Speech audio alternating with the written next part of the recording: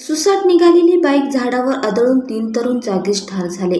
सोलापुरातील महावीर चौकात रविवारी मध्यरात्री 1:30च्या सुमारास हा अपघात झाला.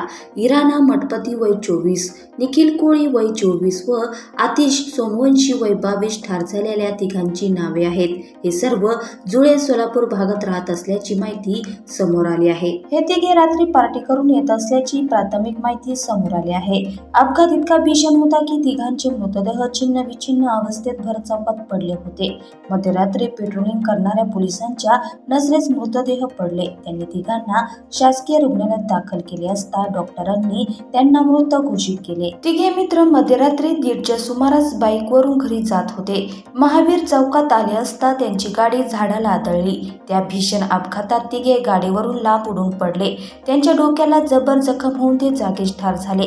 सध्या त्या तिघांचे मृतदेह शासकीय रुग्णालयात असून नातेवाईकांची प्रचंड गर्दी झाली असून शोक अनावर झाल्याचे दिसून आले.